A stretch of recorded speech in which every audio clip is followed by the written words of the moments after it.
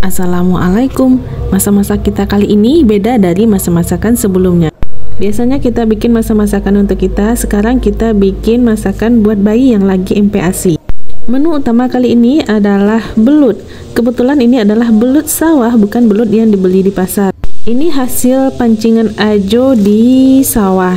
Karena kita ada bayi yang lagi MPASI dan belut itu kaya akan manfaatnya, ayo kita olah belut sawah ini menjadi gizi yang terbaik untuk olahan MPASI kali ini. Nah, karena belutnya ini harus ditemani dengan sayuran, sayurannya kali ini adalah labu siam yang sudah dipersiapkan sebelumnya. Boleh ganti dengan wortel, bayam, atau brokoli tergantung apa persiapan yang ada di kulkasmu.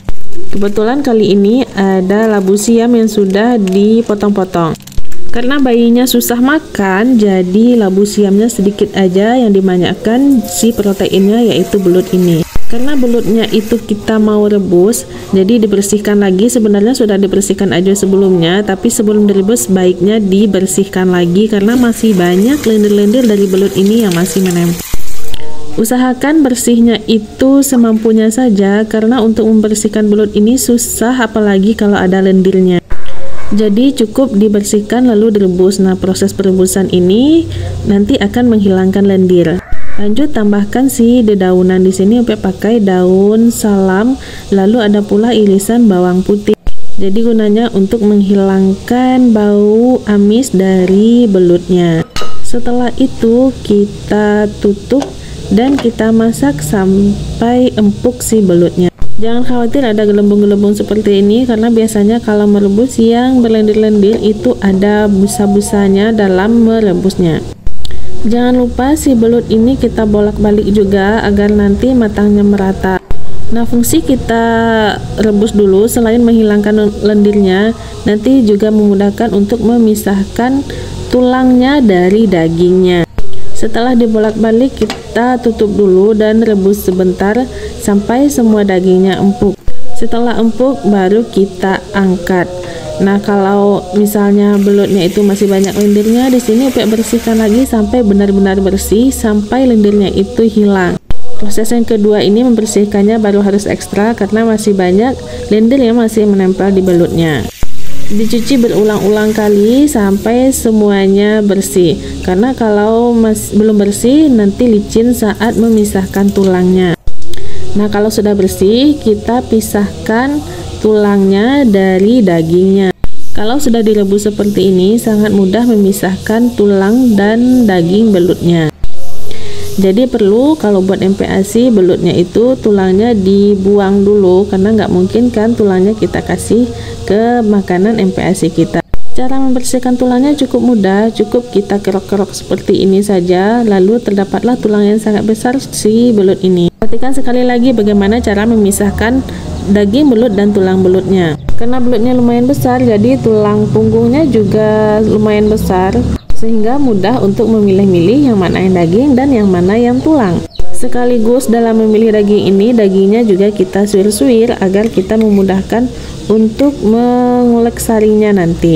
Nah, ini dapat beberapa, kita bagi 3 saja. Di sini Upi nggak perlu pakai timbangan atau takaran karena bayinya itu susah makan, jadi lebih banyak proteinnya sajalah daripada karbohidrat atau sayurannya. Karena kalau pakai timbangan itu membutuhkan waktu yang lama, sementara bayinya belum lahap makannya, jadi masih banyak yang kebuang. Intinya kita cukupkan saja kalorinya dengan memperbanyak si proteinnya. Lanjut kita masak dulu belut ini. Kita pakai bumbu aromatiknya, cukup pakai bawang merah dan bawang putih. Untuk berapa banyaknya, cukup 1 siung bawang putih dan 1 siung bawang merah. Nah, tadi kan kita juga udah persiapkan sayurnya. Di sini Upi pakai labu siam, boleh ganti dengan wortel atau sayur yang disukai anakmu. Labunya sengaja dipotong lebih kecil lagi agar nanti mudah untuk ulek saring. Lanjut kita tumis dulu bawang merah dan bawang putih yang telah kita iris tipis-tipis tadi. Untuk menumisnya tidak perlu sampai kecoklatan, cukup sampai kuning saja. Setelah kuning baru kita masukkan menu utama kita, yaitu belut yang sudah kita sisihkan tulangnya. Tumis dulu si belut ini dengan bawang merah bawang putihnya agar lebih nikmat diciumnya. Lanjut masukkan daun salam dan daun jeruk untuk menghilangkan amisnya. Setelah itu baru kita masukkan air secukupnya saja. Dikira-kira saja Upik tidak pakai takaran. Kalau dirasa masih kurang bisa ditambah. Nah, lalu masukkan yang paling susah empuk, yaitu labu siamnya Upik masukkan dulu. Setelah labu siam masuk, ini Upik tutup dulu sebentar karena labu siam ini agak lama masaknya, makanya dimasak dulu sampai lunak baru kita masukkan nasi.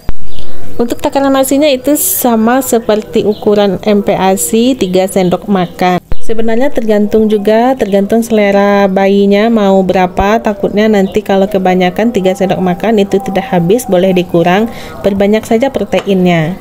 Nah, rumus Upik kali ini juga Upik tambahkan sedikit garam, karena kalau tidak pakai garam anaknya nggak mau makan. Nah, sebenarnya bayi itu bisa menerima garam hanya dalam porsi sedikit di dalam tubuhnya, makanya pakai sedikit saja garamnya.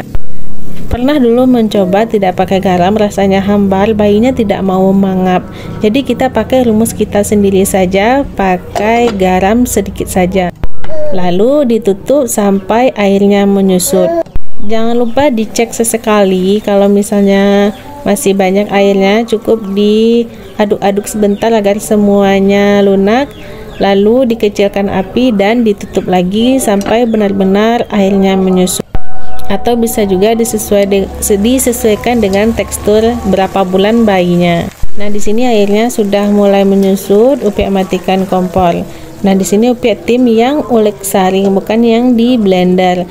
Jika mau diolek saring, sama halnya dengan di blender, kita buang-buang dulu daunnya. Kan tadi kita pakai daun salam dan daun jeruk. Kita buang-buang dulu daun salam dan daun jeruknya, baru kita ulek saring. Nah, setelah semuanya bersih dari dedaunan, saatnya mulai pekerjaan yang paling membutuhkan kesabaran.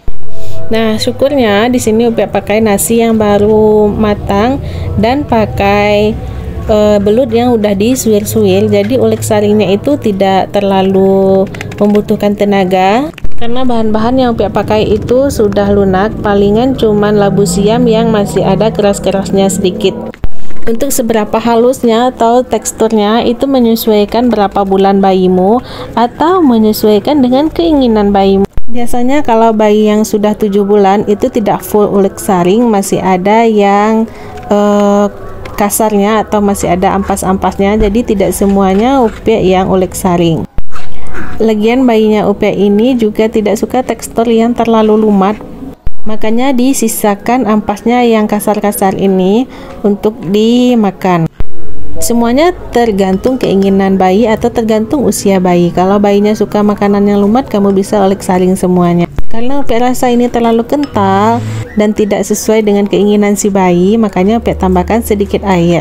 Berapa banyak airnya itu dikira-kira saja, intinya tergantung kemauan si bayi. Kalau bayi berusia sudah 7 bulan, itu kita bisa menentukan bayinya suka makanan yang encer, yang padat, atau apa, kita sudah bisa menakar-nakarnya sendiri. Lanjut, ini kita bagi ke dalam beberapa kali makan.